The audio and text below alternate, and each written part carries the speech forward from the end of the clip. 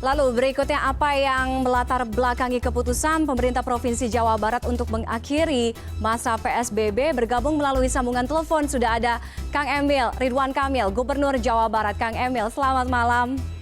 Selamat malam Mbak Tiffany dan pemirsa CNN, semoga semua sehat-sehat dan jauh dari COVID. Alhamdulillah, terima kasih Kang Emil, mudah-mudahan Kang Emil juga sehat. Kang Emil, hari ini Pemprov Jawa Barat resmi mengakhiri masa PSBB-nya.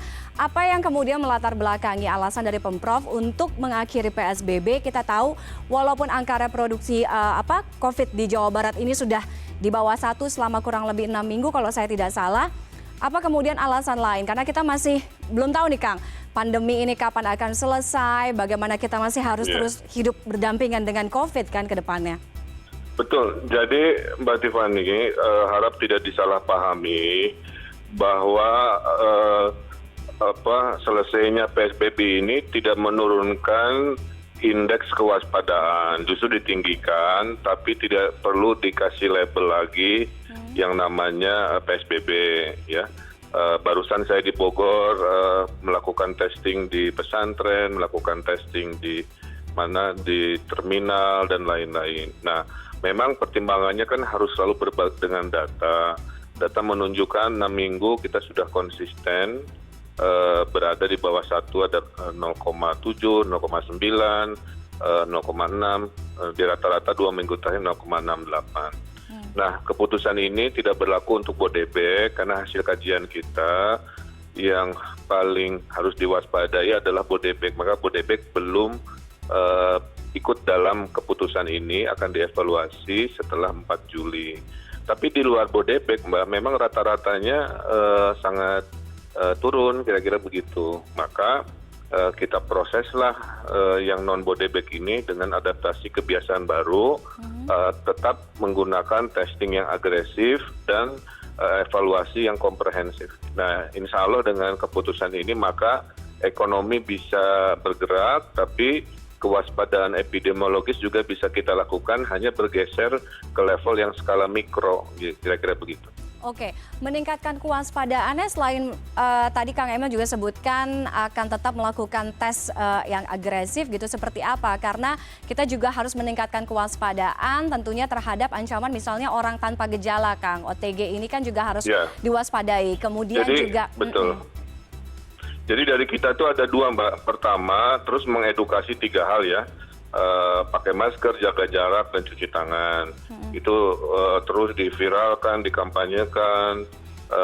Alhamdulillah tingkat kepatuhan di atas 60% ya, harus terus kita tingkatkan. Nah, yang kedua, masukan dari epidemiologis adalah pada saat kita new normal atau AKB, satu-satunya metode untuk menjaga bahwa kita tidak lengah adalah melakukan pengetesan secara agresif. Itulah kenapa kita mengubah 627 mobil ambulan kan menjadi mobil tes COVID. Betul. Kita juga sudah mengirimkan mobil satu-satunya BSL 3 paling canggih ke tempat-tempat Jawa Barat dan juga dibantu BIN selama beberapa hari ke depan. Dalam teori hanya itu, Mbak, yang bisa membuat kita tetap waspada, tapi proses AKB ini, adaptasi kebiasaan baru, bisa perlahan-lahan dilakukan. Contoh tadi, saya ke Taman Safari, saya izinkan, tapi hanya untuk orang yang naik mobil di dalam kendaraannya sendiri, kira gitu ya. Dan kapasitasnya hanya 30%, dan jangan ada dulu warga yang non-Jawa Barat. Nah, jadi semua itu dilakukan bertahap. Nah, keputusan PSBB ini bisa balik lagi, Mbak Tiff. Jadi bukan selesai terus udah gitu ya. Nanti kalau monitoring data-data kita menunjukkan ada potensi second wave atau potensi yang harus diambil tindakan, maka PSBB ini bisa dihidupkan lagi. Jadi di masa depan PSBB ini on and off, Mbak.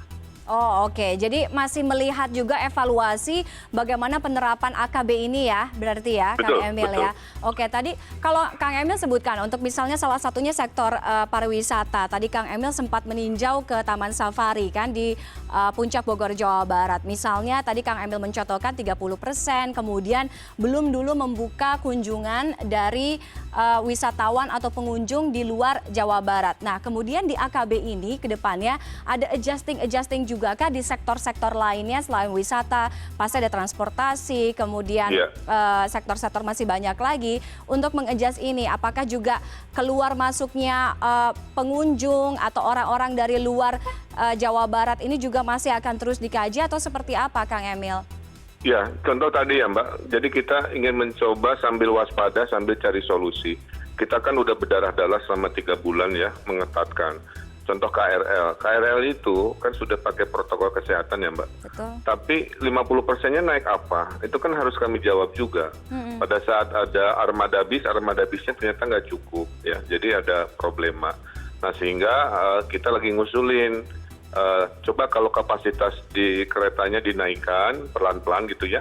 Sambil di testing Mbak, si orang-orang yang warawiri Bogor Jakarta. Kalau hasil testingnya negatif dengan swab ya, maka kapasitas menaikkan kereta itu kan bisa. Nah inilah contoh bahwa kita waspada menggunakan metode ilmiah. Ini berlaku di tempat transportasi, berlaku seperti tadi cuman setengahnya di Taman Safari dan lain-lain. Nah nanti perlahan-lahan agresif testing lah jadi wasitnya Mbak. Jadi pada saat testing bilang, wah hasilnya banyak negatif, maka PSBB siap-siap nih mesinnya dihidupkan lagi. Tapi kalau ternyata wah hasil swabnya ternyata nggak banyak dan aman, oh berarti metode kita berhasil menuju normal hijau kita sedang arahkan. Nah inilah cara Jawa Barat, AKB dipersiapkan dengan teori bertahap, tapi agresif testing jadi wasit dalam menentukan status-status dalam hitungan 7 harian, Mbak. Oke, jadi filternya itu ada di testingnya tadi ya, pemeriksaannya. Hanya itu, semua ahli epidemiologi saya tanya bagaimana ngukur kewaspadaan di new normal, dia bilang hanya satu, agresif testing dan close contact tracing, hanya itu aja. Selama itu bisa dikendalikan dengan jumlah yang memadai, harusnya kita aman. Ditambah Mbak, jadi rumah sakit di Jawa Barat itu tinggal 27%. Oke, ya. Kesiapannya Jadi, untuk menangani ini? Ya, jadi kan kita khawatir nih melewati 100% kapasitas sampai gedung-gedung harus kita konversi jadi rumah sakit darurat. Ternyata kan nggak kejadian. Oh, iya. Makin ke sini turun dari 50%, 40, 30, terakhir hari kemarin 27%. Artinya pasien-pasien di Jawa Barat itu banyak yang sembuh, udah 7 kali lipat dari kematian.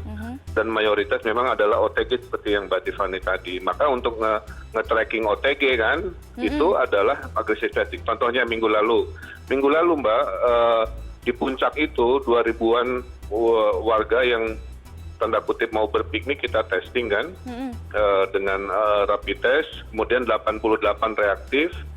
Setelah itu dites swab, ketemu 2 orang wisatawan dari Jakarta positif Mbak.